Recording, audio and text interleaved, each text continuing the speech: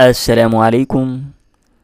سنتحدث اليوم عن القاضي ثناء الله باني-بتي الذي كتب تفسيرا رائعا للقرآن الكريم، يعرف تفسيره بتفسير المظهري. ولد القاضي ثناء الله في باني-بت عام 1730 من الميلاد.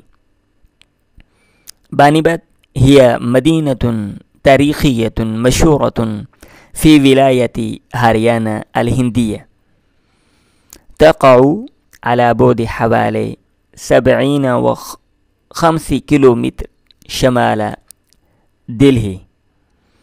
قد حفظ القاضي ثناء الله باني-بتي القرآن الكريم وهو في 7 من عمره، ثم تحول بعد ذلك إلى العلوم الأخرى.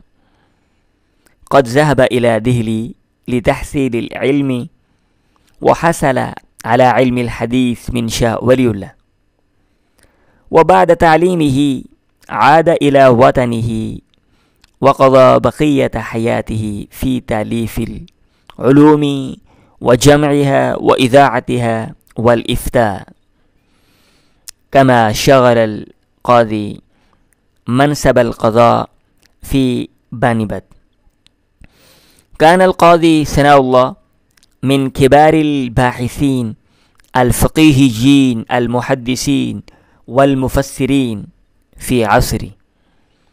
كان ضليعا في العلوم والفنون العربية. كتب القاضي أكثر من 30 كتابا، ومن أشهر كتبه تفسير المظهري، قد يغطي عدة مجلدات. أسلوبه في التفسير مثل المحدثين، وفي هذا التفسير أيضا أقوال وتفسيرات المفسرين القدماء وتأويلات جديدة. قد رحل عن هذه الدنيا الفانية سنة 1810 من الميلاد.